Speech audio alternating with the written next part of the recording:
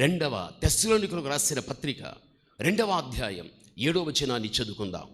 ధర్మ విరోధ సంబంధమైన మర్మం ఇప్పటికే క్రియ చేయుచు ఉన్నది. ఇది వరకు అడ్డగించుచున్నవాడు మధ్య నుండి తీసివేయబడ వరకే అడ్డగించును. చదువుమా. అప్పుడు ఆ ధర్మ విరోధి బయల్పరచబడును. చూడండి. హల్లెలూయా, హల్లెలూయా, హల్లెలూయా. వినాలి ఇక్కడ. ఈ 2వ తెస్సలోనికీయులకు రాసిన పత్రిక 2వ అధ్యాయం 7, 8లో చూస్తే ఇక్కడ మనకు ధర్మ విరోధి కనిపిస్తున్నాడు. వాడు ఎవడు అంటే ప్రపంచ నియంత. మనకి బైబిల్లో 33 పేర్లు ఉన్నాయి. ఈ 33 పేర్లలో ఒక పేరు అన్నది ఏమిటి అంటే ధర్మ విరోధి, ప్రపంచ నియంతకు. అయితే ఈ ధర్మ విరోధి అనే ప్రపంచ నియంతకు వాని క్రియలు లోకంలో జరుగుతున్నాయి, వాని కార్యాలు లోకమంతా జరుగుతున్నాయి. అయితే ఆ క్రియలను జరిగించే ప్రపంచ నియంత మాత్రం ఏ మనిషికి కంటికి కనిపించలేదు. వాని కార్యాలు జరుగుతున్నప్పుడు వాడు ఎందుకు కనిపించలేదు? వాని కార్యాలు జరుగుతున్నట్టే వాడు కనబడాలి. ఎవరైనా ఒక పని చేస్తున్నారంటే ఎవడి పని చేసి నేను అడిగితే అదిగోనండి పలానా వ్యక్తులు ఈ పని చేశారని మనం చెప్పగలుగుతాం. అయితే వాని పనులు, నియంత పనులు లోకంలో జరుగుతున్నాయి. అయితే వాడు మాత్రం ఇంకా ఎవరికి కంటికి కనబడాలి. ఎందుకు కనబడలేదు అంటే వాడిని అడ్డగించేవి 2 ఉన్నాయని బైబిల్ చెబుతుంది. అడ్డగించున్నది మధ్య నుండి తీసివేయబడిన తర్వాతనే ఆ ధర్మ విరోధి ప్రత్యక్షం కాగలుగుతాడని బైబిల్ చెబుతూ ఉంది. వాడిని అడ్డగించేవి 2. ఒకటి సంఘం, రెండవది సంఘాన్ని నడిపించే పరిశుద్ధాత్మ. సంఘము, పరిశుద్ధాత్మ భూమి మీద ఉన్నంత వరకు కూడా నియంత మాత్రము కనబడడు. వారి కార్యాలు జరుగుతూ ఉంటాయి, వాడు మాత్రం ప్రత్యక్షం కాడు. అందుకే బైబిల్ చెబుచున్నది ధర్మ విరోధ సంబంధమైన క్రియ ఇప్పుడే జరుగుచున్నది. అయితే అడ్డగించువాడు మధ్య నుండి తీసివేయబడిన తర్వాతనే ఆ ధర్మ విరోధి ప్రత్యక్షం కాగలుగుతాడని బైబిల్ చెబుతూ ఉంది. అందుకే లోకంలో చూడు, అరే ఇది సాతాను పనులు జరుగుతున్నాయి, ఇది నియంత పనులు జరుగుతూ ఉన్నాయని ఎన్నో నీవు కళ్ళతో చూస్తున్నావు, ఎన్నో వింటున్నావు, వాటిని గురించి చెబుతూ ఉంటున్నావు, అనేక రీతులుగా వాటిని బట్టి వింటూ ఉంటున్నావు. వాని కార్యాలు జరుగుతున్నాయి. నియంత రాలేదు, ఇంకా వాడు వస్తాడు. ఎప్పుడు వస్తాడు అంటే వాడిని రానివ్వకుండా అడ్డగించినది 2. ఒకటి సంఘము, సంఘాన్ని నడిపించే పరిశుద్ధాత్మ. యేసుక్రీస్తు ప్రభుల వారు మధ్యాకాశానికి వచ్చిన వెంటనే పరిశుద్ధాత్మ ద్వారా ఏ సంఘం, ఏ వ్యక్తి, ఏ కుటుంబం నడిపించబడుతూ ఉంటారో ఆ పరిశుద్ధాత్మ వ్యక్తిని, కుటుంబాన్ని, సంఘాన్ని తీసుకుని వెళ్ళి ఎప్పుడు ప్రభువు చేతికి అప్పగించడం జరగగలుగుతుందో అప్పుడు ధర్మ విరోధి అనేటువంటి ప్రపంచ నియంత ప్రత్యక్షం కాగలుగుతాడు. బైబిల్ చెబుతుంది. దేవుని బిడ్డలైన మన జీవితంలో మనము గ్రహించాల్సిన విషయం, యేసుక్రీస్తు ప్రభువు మనం బ్రతికి ఉన్న కాలములోనే వచ్చేటట్టుగా ఉన్నాడు. ఎందుకు అంటే రాకకు ముందు జరగవలసిన కార్యాలన్నీ ఏమవుతున్నాయి? జరుగుతూ ఉన్నాయి, జరిగిపోయాయి, జరగనై ఉన్నాయి. అంత సమీపంగా ఉంది ప్రభువు రాక. మన పితరులు చెప్పేవాళ్ళు ఆది కాలం నుండి యేసు వస్తాడు వస్తాడు వస్తాడు వస్తాడు. ఆ రోజుల్లో పలికిన పలుకులు వేరు. ఎందుకు ఆ విధంగా పలకవలసి వచ్చింది అంటే క్రైస్తవ సమాజానికి ఒక మేల్కొల్పు రావటానికి, క్రైస్తవ సమాజానికి ఒక సిద్ధపాటు కలిగించటానికి, అలా చెబుతూ మెలకువను కలిగిస్తూ ఒక సిద్ధపాటు వరకు తీసుకుని రావడం జరుగుతూ వచ్చేది. అయితే నేటి కాలములో దేవుడు చెప్పే మాటల్లో వాడు మెలకువ కలిగి ఉండని, ఉండకపోని, వాడు సిద్ధపడని, సిద్ధపడకపోని యేసుక్రీస్తు 100కి 100 తన దూతల పరివారముతో మధ్యాకాశానికి రావడం ఖాయం ఖాయం ఖాయం. ఇది ఎవడు నమ్మినా ఎవడు నమ్మకపోయినా దానితో మనకు పని లేదు. ఎందుకు అంటే క్రీస్తు వచ్చేటప్పుడు ప్రపంచ నియంత కార్యాలు లోకములో భయంకరంగా జరుగుతున్నాయి.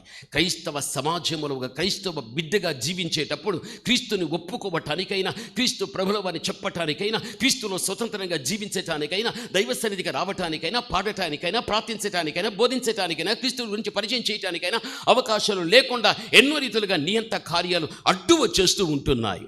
ఇవి క్రీస్తు రాకముందు జరుగుతుందని క్రీస్తు ప్రభు చెప్పడం కూడా జరిగిపోయాది. ఇవన్నీ కూడా ఈ తరంలో జీవిస్తున్న మన కళ్ళ ముందే ఇవన్నీ కనిపిస్తున్నాయంటే క్రీస్తు రాక అంత దగ్గరగా ఉంది.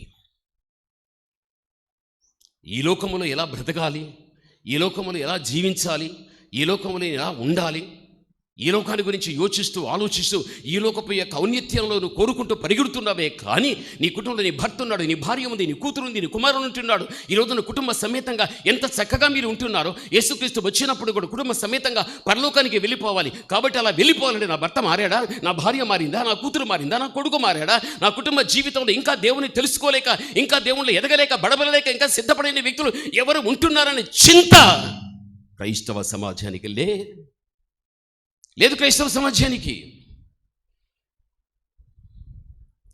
లైవ్ ద్వారా వాక్యాన్ని వినిచేటి వారు ఎవరెవరైతే ఉంటున్నారో, ఈరోజు నీ యొక్క కుటుంబ విషయంలో నీకు ఆ చింత ఉందా? గిరగీసుకున్నావు, నా భర్త, నా భార్య, నా పిల్లలు ఇంతే, ఇంకా వేరొక ఆలోచన వద్దు నాకు, ఇరుగువాడైన పొరుగువాడైన ఏమైనా అయిపోని నేను మంచిగుంటే చాలు. మంచిదే. అయితే యేసు వస్తే అదే కుటుంబంతో ఎలా గిరగీసుకుంటేవో అదే కుటుంబం ప్రభువు రాకలో కుటుంబ సమేతంగా ఎత్తబడి ఉండగలుగుతామా? ప్రభువు రాకడలో భార్య జాడెక్కడో భర్తకు తెలియదు, భర్త జాడెక్కడో భార్యకు తెలియదు, తల్లి జాడ ఎక్కడో పిల్లలకు తెలియదు, పిల్లల జాడెక్కడో తల్లికి తెలియదు. అటువంటి ఎడబాటు కలిగినప్పుడు తట్టుకుంటుందా ఈ ప్రాణం? తట్టుకోదు.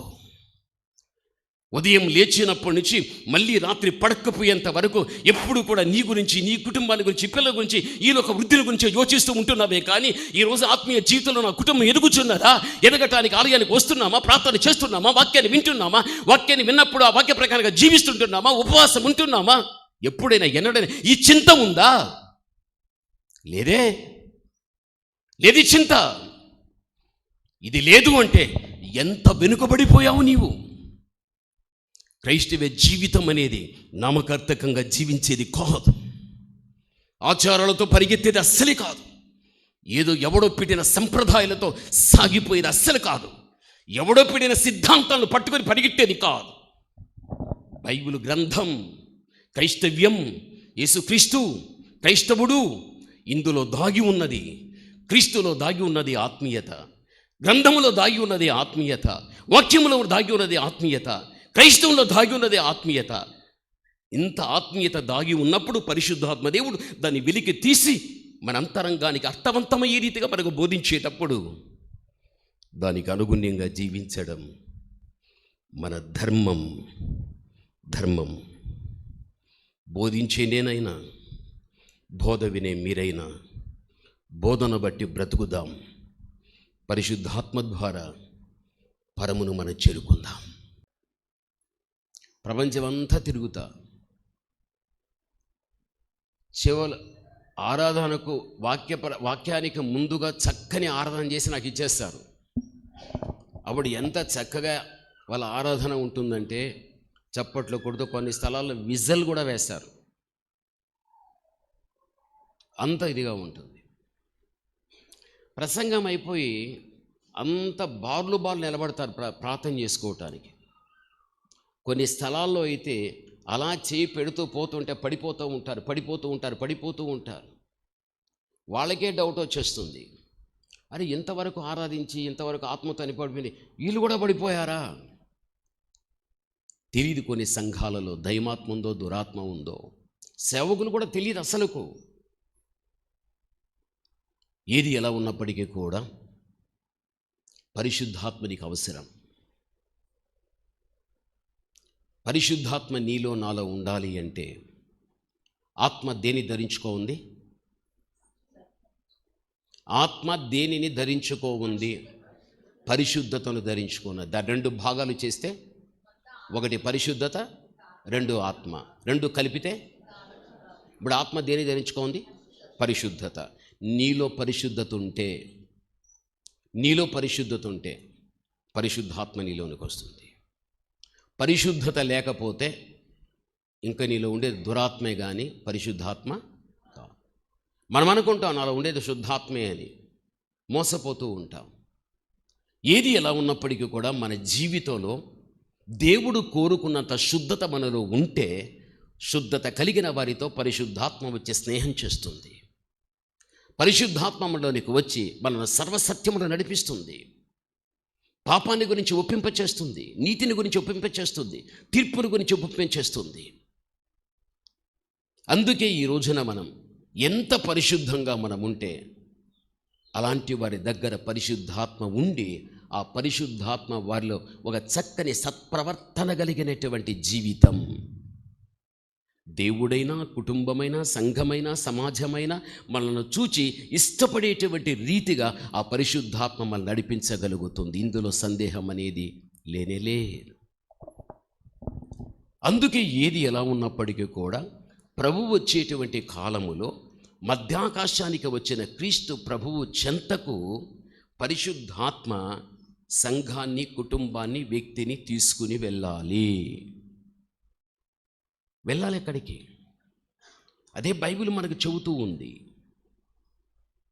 బైబిల్లో నీవు చూడు, ఇర్మియా 13వ అధ్యాయాన్ని మనం చూస్తే బైబిల్లో ఒక మాట మనకు కనపరచబడుతూ ఉంది. బైబిల్ చెప్పేటువంటి 13వ అధ్యాయం 20వ వచనాన్ని చదువుకుందాం. కన్నులెత్తి ఉత్తరము నుండి వచ్చుచున్న వారిని చూడుడి,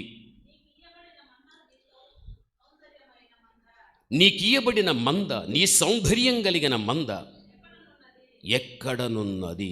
ఈ ఇర్మియా 13వ అధ్యాయం 20వ వచన భాగములో చూడగలిగితే గాన ఇక్కడ కన్నులెత్తి ఉత్తరము నుండి వచ్చుచున్న వారిని చూడుడి. బైబిలు గ్రంథంలో కొంత మనకు చరిత్రగా కనిపించినప్పటికీ కూడా చరిత్రలో కూడా ఎంతో ఆత్మీయత అనేది దాగి ఉన్నది అన్న విషయం మనం మరిచిపోకూడదు.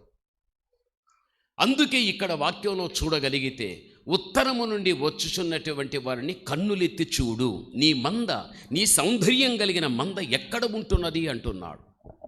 ప్రతి క్రైస్తవ సమాజం కూడా మన కన్నులు ఉత్తరం వైపున మనం పెట్టుకోవాలి. ఉత్తరము నుండి వచ్చేవాడిని చూడుడి అంటున్నాడు. నీ మంద, నీ సౌందర్యం గల మంద ఎక్కడున్నది? ఎందుకు క్రైస్తవుడు ఉత్తర దిశలో తన కన్నులు పెట్టుకోవాలి? ప్రకృతి దిక్కుల గురించి మమ్మల్ని అడిగితే మీరేమంటారు తెలుసా? ఇది తూర్పు అంటారు, ఇది పడమర అంటారు, ఇది ఉత్తరం అంటారు, ఇది దక్షిణం అంటారు. అయితే మనం హిందూ దేశ పటాన్ని మనం చూడగలిగినట్లయితే ఉత్తరం ఏ దిక్కు వస్తుంది? పై దిక్కు వస్తుంది. దక్షిణం ఏ దిక్కు వస్తుంది? కింద భాగం వస్తుంది. హిందూ దేశ పటం చూస్తే ఉత్తరం పై దిక్కు, దక్షిణము కింద భాగం. దావీదు అన్నాడు, ఓ యెహోవా, ఉత్తర దిక్కున సభా పర్వతం మీద నీవు ఆసీనుడవై ఉంటున్నావని దావీదు అలా దేవుని గురించి ఘనపరుస్తూ ఉన్నాడు. యోబు అంటున్నాడు, దేవుడు ఉత్తర దిక్కున ఆయన పనులు జరిగిస్తున్నాడని యోబు చెప్పగలుగుతూ ఉన్నాడు. కాబట్టి ఉత్తరం ప్రకృతికి సంబంధించిన దిక్కు కాదు. ఉత్తరం హిందూ దేశ పటాన్ని చూస్తే ఉత్తరం పై దిక్కు. భక్తులు పలికిన పలుకులు కూడా ఉత్తర దిక్కున దేవుడు ఆసీనుడై ఉంటున్నాడని. ఉత్తరం పై దిక్కు అయితే గాన దక్షిణము కింది భాగం. కింద ఏమున్నది అంటే మంద, సౌందర్యం కలిగిన మందం ఉంటున్నది. ఉత్తరమును ఎవరు ఉంటున్నారంటే మన దేవాతి దేవుడు ఉంటున్నాడు. అందుకే ఉత్తర దిక్కు నుండి వచ్చేటడు వారిని కన్నులెత్తి నీవు చూడు. ఉత్తర దిక్కు ఎవరు వస్తారు? బైబిల్ చెబుతుంది కదా. దేవుడు ఆర్భాటముతోను, ప్రధాన దూత శబ్దములతోను, దేవుని బూరతోను ఆయన ఉత్తర దిక్కు నుండి దిగి వస్తాడని మొట్టమొదటి తెస్సలోనికులకు రాసిన పత్రిక 4:16-17 చెబుతూ ఉంటున్నాడు. ఆయన ఉత్తర దిక్కు నుండి వచ్చేటప్పుడు దక్షిణం ఈ సంఘం ఉంది. దక్షిణమున్న ఈ సంఘము, ప్రపంచం ఉన్న సంఘాలన్నీ ఉత్తర దిక్కు నుండి వచ్చే దేవుణ్ణి మీరు చూస్తూ ఉండాలి. అంటే సంఘము ఎప్పుడు కూడా క్రీస్తు యొక్క రాకడని గురించి ఒక దృష్టి కలిగి ఉండాలి. క్రీస్తు రాకడని గురించి ఒక మనస్సు దాని మీద పెట్టాలి. దృష్టి దేవుని మీద, మనస్సు మీద మనం పెట్టినప్పుడు తప్పనిసరిగా ఒక సిద్ధపాటు అనేది మనలో ఉంది కాబట్టి, ఒక యోగ్యత అనేది మనలో ఉంది కాబట్టి దృష్టి దాని మీద ఉంటుంది, మనస్సు దాని మీద ఉండగలుగుతుంది. అందుకే మంద, సౌందర్యం కలిగిన మంద అంటున్నాడు. మంద ఏది? బైబిల్ చెబుతుంది అపొస్తల కార్యం 28లో దేవుడు తన స్వరక్తం ఇచ్చి సంపాదించిన సంఘం అదే మంద. అది సౌందర్యం కలిగిన మంద. ఒక స్త్రీ చూడుగాక, ఒక స్త్రీని చూడగలిగినట్లయితే ఆమె ఒక పెళ్లి కుమారునికి ఇవ్వటానికి ముందుగా ఎంత చక్కగా ఆమెను అలంకరింపచేసి తనకున్న అందాన్ని మరింత అధికం చేసి ఆమెను వివాహమాడేటువంటి పెళ్లి కుమారుడి దగ్గర కూర్చోబెట్టగలుగుతారు. పెళ్లి కుమారుడు ఇష్టపడేటట్టుగా. అదే రీతిగా ప్రాణం పెట్టి దేవుడు సంపాదించిన సంఘం అంటే మనం ఎలా ఉండాలంటే సౌందర్యం కలిగిన వ్యక్తులుగా ఉండాలి. మనం ధరించుకోవలసిన ఆభరణం పరిశుద్ధతే నీకు ఒక అలంకారం, నీతే ఒక ఆభరణం, యథార్థతే ఒక ఆభరణం. ఇటువంటి దైవత్వములకు సంబంధించిన గుణములు ఎప్పుడైతే నువ్వు ధరించుకుని ఉంటావో అప్పుడు నీ అందం, నీ సౌందర్యం ఆత్మ సంబంధముగా దేవుడు మెచ్చుకునేంత రీతిగా ఉండగలుగుతుంది. కాబట్టి దక్షిణ భాగమందు ఒక ఆత్మీయ సౌందర్యాన్ని నువ్వు కలిగిన వ్యక్తివిగా నీవు ఉండగలిగితే ఉత్తర దిక్కు నుండి వచ్చేటువంటి ఆ దేవుణ్ణి, దక్షిణమున ఉన్నటువంటి నిన్నును ఇద్దరిని ఒక్కటి చేసేది ఏది అంటే పరిశుద్ధాత్మ. బైబిల్ చెబుతుంది. ఈరోజు నువ్వు ఆలోచించు. నీ మరణం ముందో ప్రభువు రాకముందో నీకు తెలియదు. నువ్వు బ్రతికిన కాలములో, నిన్ను ఆరోగ్యంగా ఉంచిన కాలంలో, నీ వ్యక్తిగత ఆత్మీయ జీవితానికి అవసరమైన విషయాలు నీకు దేవుడు బోధించేటప్పుడు గట్టిగా వాటిని పట్టుకుందాం. నేను ఒక సౌందర్యం కలిగినటువంటి ఆత్మీయురాలుగా నేను కావాలి. నేను పెండ్లి కుమార్తె, నా దేవుడు పెళ్లి కుమారుడు. ఆయన దగ్గర నేను సౌందర్యంగా కనిపిస్తే ఆయన నన్ను చూచి ఇష్టపడతాడు. నన్ను ఒక చక్కని ఆధ్యాత్మికమైన పరిణయం పరలోకములో ఆడగలుగుతాడు. గొప్ప నమ్మకం మన జీవితంలో మనకు ఉండాలి. ప్రభునందు ప్రియమైన వాళ్ళారు, ఇటువంటి సేవకులను ప్రాణముతో దేవుడు మీకు ఇచ్చినప్పుడే సేవకుని నోట నుండి వచ్చే ప్రతి మాట కూడా గట్టిగా పట్టి పెట్టుకోనండి. ఈ సేవకుడే చనిపోతే మళ్ళీ ఇటువంటి బోధలు నువ్వు వింటావో నీ వినవో నీకు తెలియదు. అయితే సేవకుల్ని బ్రతకనిచ్చి మీ దగ్గర పెట్టి ఉన్న కాలములో సేవకుని మూలమున దేవుడు మీకు ఏది బోధిస్తున్నాడో దాన్ని గట్టిగా పట్టుకో. ఆ తర్వాత ఇటువంటి వాక్యం కావాలని 4 దిక్కులు చెదిరిపోయినా నీకు దొరకదు. ఆత్మీయంగా ఎదగటానికి ఎంత ఇబ్బంది పడిపోతావో. నేను అమెరికాకు వెళితే ఒక స్థలంలో వాక్యం చెప్పేస్తే ప్రతి ఒక్కరు కూడా అయ్యగారండి మా ఇంటికి రావాలి, అయ్యగారండి మా ఇంటికి రావాలి, అయ్యగారండి మా ఇంటికి రావాలి. ఏం తెలుసా, మాకు వాక్యం లేదు, మాకు సరైన వాక్యం లేదు. నిజం చెబుతున్నా, తెల్లవారి జాముల వరకు కూడా ఒకే ఒక ఇంటికి వారు అడిగే ప్రతి వాక్యానికి దానికి సంబంధించిన వాక్యాలు చెప్పి ఎన్ని కుటుంబాలు తెలుసా. ఉద్యోగరీత్యా దూరాన వెళ్ళిపోయిన వ్యక్తులకు సరైన ఉపదేశం లేక, ఆత్మీయ జీవితంలో ఎదగలేక, ప్రభు యొక్క రాకకు సిద్ధపడలేక, వాక్యం కోసం తహతాలాడి ఎంతోమంది ఉంటున్నారు. నీవు ధన్యుడవు, నీవు ధన్యురాలవు. నువ్వు శ్రమ పడకనే, కష్టపడకనే ఈ రోజున దేవుని వాక్యాన్ని ఉచితంగా నువ్వు పొందుకున్నావు అంటే నువ్వు ఒక ధన్యుడవు, ధన్యురాలవు అనే విషయం నువ్వు మర్చిపోవద్దు. నేను మళ్ళీ చెబుతున్నా, ప్రభునందు ప్రియమైనటువంటి వాళ్ళ, ఈరోజు సేవకుని విషయంలో ఓసారి కోపంగా ఉంటారు, ఓసారి కటువుగా మాట్లాడుతూ ఉంటారు, ఓసారి ఇబ్బందిగా మాట్లాడుతూ ఉంటారు. బుద్ధి లేదు వాళ్ళకి. సేవకుని విలువ తెలియదు. సేవకులు కూడా ఈ వ్యక్తి మా వంటి వాడే కదా అని లెక్క పెట్టేస్తూ ఉంటారు. ఆత్మీయ అనుభవం లేని వ్యక్తులు ఎలాంటి మాటలు మాట్లాడుతూ ఉంటాడు. దేవుడు ఏర్పరచుకున్న వారు దైవ ప్రతినిధులు. వారి నోట నిండా దేవుడు వాక్కులు పెట్టాడు. ఆయన ఏర్పరచుకున్న సేవకుని, ఆ సేవకుని నోటి నుంచి వచ్చే వాక్యాన్ని విలువ కట్టినప్పుడే నీ జీవితం విలువగా ఉంటుంది. ఏదో లోకంలో ఒక సామాన్యమైన వ్యక్తిని చెప్పని అలా అంచనా వేయగలిగితేవో నువ్వు ఎంత దిగజారిపోయిన జీవితమో నీది. ఆ జీవితం ఎప్పుడు రానివద్దు. కాబట్టి సేవకునికి విలువ కట్టు, సేవకు నుండి వచ్చే వాక్యానికి విలువ కట్టు. అప్పుడే నీది లోకంలో ఒక విలువైన జీవితంగా ఉంటుంది. అలా లేకపోతే ఒక దిగజారిపోయిన స్థితి, నీ స్థితి ఎంత దిగజారిపోయిందో ఆ స్థితిలో ఉంటుంది. భయంతో బ్రతుకుదాం. నీ జీవిత ఇక బాగోగును కోరి దేవుడి నీకు ఇచ్చే సందేశాన్ని ఎక్కడ కానీ పరిత్యజించకుండా దానికి పూర్తిగా శిరస్సు వంచి వాక్యానికి విధేయత చూపి దానికి అనుగుణంగా జీవించడమే నీ వ్యక్తిగత జీవితానికి దేవుడు విధించిన విధి నిర్ణయం. ఆ విధంగా జీవించగలిగితే తప్పనిసరిగా భూమి మీద నీ జీవితం దేవునికి మహిమ తెచ్చేటువంటి సజీవ సాక్షిగా ఉండడం జరగగలుగుతుంది. కాబట్టి బైబిల్ చెబుతుంది, పరిశుద్ధాత్మ అనేది మనలో ఉంటే అదే మనల్ని తీసుకెళ్తుంది. పరిశుద్ధాత్మ మనకు కావాలి అంటే మనలో పరిశుద్ధత ఉండాలి. అది ఉంటే పరిశుద్ధాత్మ సత్యమైన క్రీస్తులో నడిపిస్తుంది. పాపాన్ని గురించి చెబుతుంది, నీతిని గురించి చెబుతుంది, రెండింటికి తీర్పు ఉందని చెబుతుంది. పాపి అయిన వాడు పాతాళానికి, నీతి అయిన వాడు పరమునకు వెళ్ళిపోతాడని పరిశుద్ధాత్మ బోధిస్తుంది. ఇటువంటి బోధలు వినుచున్నప్పుడు కాస్త మెలకువ కలిగి ఇంకా నీ వ్యక్తిగత జీవితంలో ఇంకా నువ్వు మార్పు చెందలేని పరిస్థితుల్లో ఉంటే అంతరంగ పరివర్తన చెంది వినుచున్న వాక్యానికి సమమైన జీవితాన్ని గడపడం నీ ధర్మం.